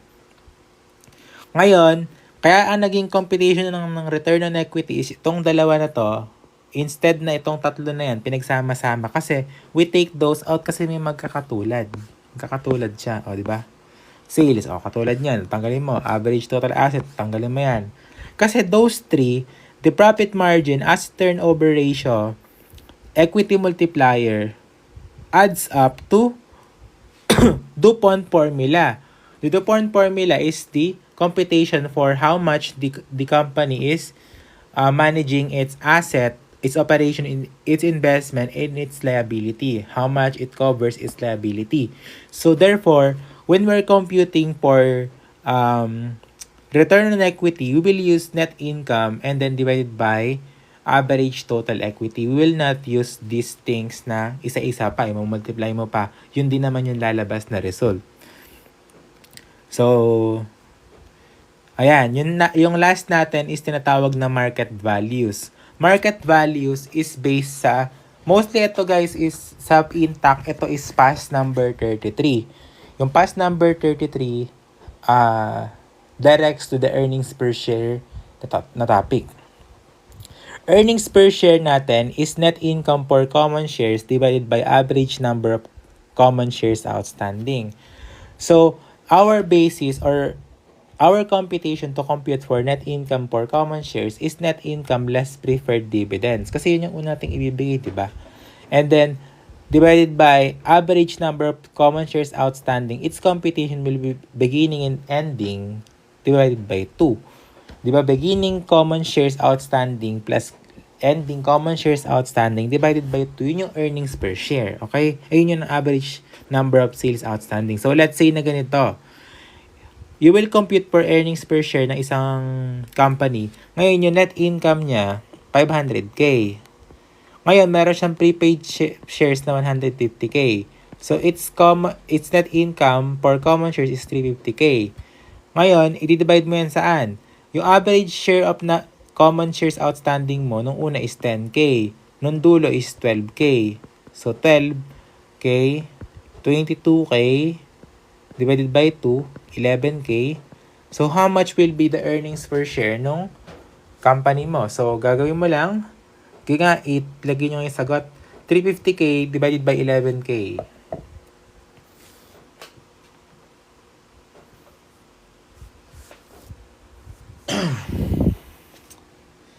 Pwede naman din tayo mag-calculate dito.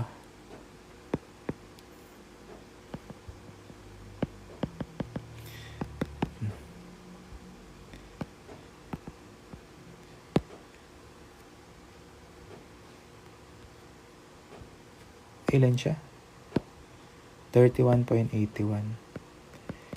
So, ang EPS natin, ang earnings per share natin is 31.81. Okay? Okay, malinaw? Yung price per earnings ratio naman natin is equal to the market price divided by EPS. So, how much, dito naman, ang kinocompute naman natin dito is how much is our earnings per share compared to the market price na meron tayo. So, pinagbabanggit dalawang yan. So, book value per share naman is total share or total shareholders equity minus preference equity. Ililess mo yon para makuha mo yung sa common lang, okay? Preferred equity divided by the average number of let's say na ang total share mo 500k. Ang preferred equity mo is 100k. So you have the 400k and then divide mo saan yan? Average number of CS outstanding. Let's say 10k yung 10k yung beginning, 15k yung ending. 25k divided by 2, 22.5. So i-calculate natin. 400. So, our total is 17.78. Tama ba? Okay, tama. Ito yung tinatawag na BBPS. Uy. Share pa yan hanip. Palo si Jello. Dividend payout ratio naman natin is, ano naman to? We compute for how much the dividends compared to the earnings per share. Kumbaga, sige, matatapos na to. Yung common share dividends natin, per share CS dividend per share divided by earnings per share. Dito natin i-compute natin kung gaano kalaki yung dividend na binigay sa earnings na makukuha natin sa kada share. Kada isang share. Okay? So, let's say na ang given na to Yung mga problem na to sa huli, puro ito yung tatlo na ito, madadali na yan So, dividend yield yung pangalawa sa huli. CS dividend per share or common share dividend per share natin divided by market price. So, dito, dapat tinitingnan yung tinatawag natin na market accepted na prices natin. Market accepted prices, fair value price, per market value, share market value, ganun, mga ganun siyang terms na iba-iba. So, earnings yield naman natin is EPS or earnings per share divided by the market price. Okay? So, to cover up the lesson, these things, lalo na yung mga nasa market value, ang binibigyan lang ng emphasis yun is yung tatlo. Diba? Emphasize yung tatlo na yan. Pero the other things, sa dividend payout ratio, pagka nakita nyo yun, tatandaan nyo lang, kukompute nyo lang siya ng straightforward. Okay? Hindi naman siya super hirap na may average pa, ganun. Given ang titingnan nyo, mabuti. Which is the EPS, CS dividend per share. Tandaan nyo lang na when we are computing for dividends payout ratio and dividends yield, ang meron tayo dapat na inuunang numerator is CS dividends or common share dividends per share. Or dividend per share na lang. Kasi, para dapat talaga common share dividends per share. Kasi hindi pwede yung preferred gagamitin mo dyan. Kasi dividend payout ratio. It is pertaining for the excess. Okay? So, hindi mo dapat gamitin yung iba. So, yung earnings yield naman, from the word earnings, EPS, earnings per share. Divide mo yun sa market price. Kasi ang ano naman dyan, earnings. Tandaan mo yung earnings, EPS. Yung market price, yield, di ba? Kasi yung market price, you can also call the market price as yield price, di ba? Yield kasi it is the yield, 'di ba? Pagka sinabi nating yield, area. Yung area na yan sa grammar, kumbaga yung area, it is pertaining for the, kumbaga area, public pertains to the market. So, the yield area pertains to market, it goes back to the term na ginamit natin. Okay? So, yield accepted, yun yung tinatawag natin na yield rate, market rate, per market value rate, per market value, yun yung mga, ayan.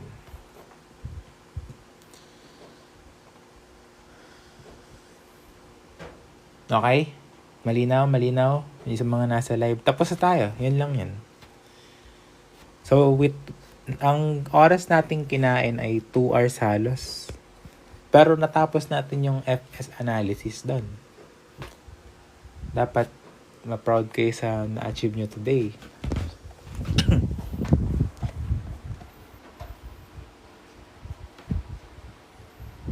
Two hours lang yun guys ha. FS analysis na yun. Pero, ang ano nga nila, mahaba yung FS analysis eh. Oy, ano yan wala. Di niya kaya, mahina nila lang yan.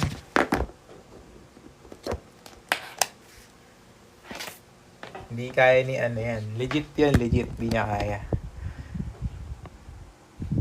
Naging mabait pa ba ako? Di pa palaga na. Pero ano ba?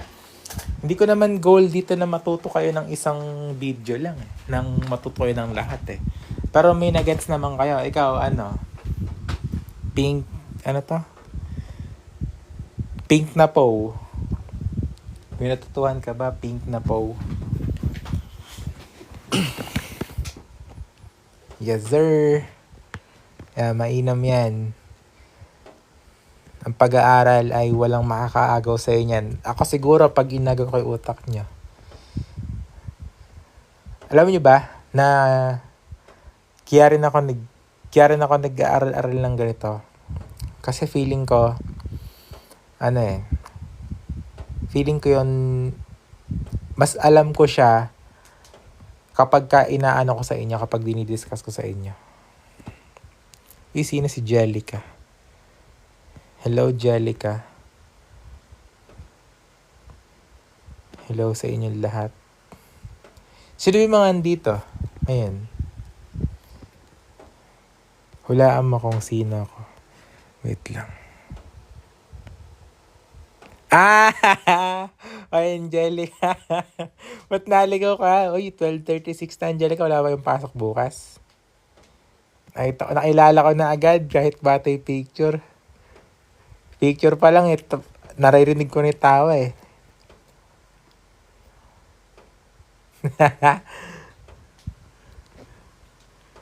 Wala ba yung pasok bukas? Ito yung may pasok to bukas sa si Pink Po, tapos si asawa ni Ryan Gosling.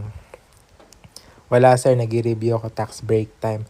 Ay, nga pala na income tax nyo ngayon. Pwede tayo mag-income tax kung gusto nyo. Sagka minsan. Saan na ba kayo sa Angelica? Saan kayo sa income tax? Pwede ko kayo reviewin hanggang income tax na yung buong income tax. Yung mula introduction hanggang income tax mismo. Siguro magte-take tayo ng mga 1 or 2 hours. Tapos may discuss ko na lahat.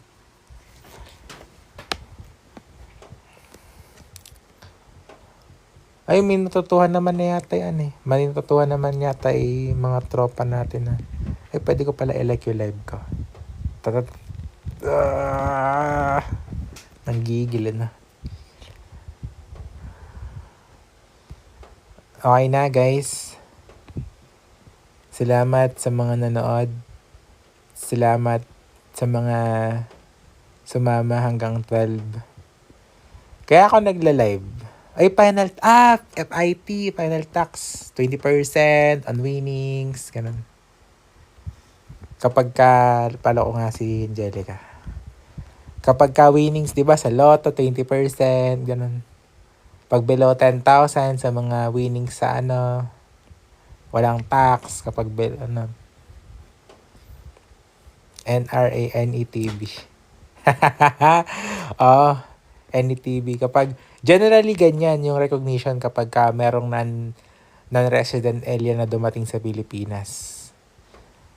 NRA, NETV ang assumption, general rule. Ayun. So, ayun guys. Thank you. 12:38 na. Matulog na kayo. Good night.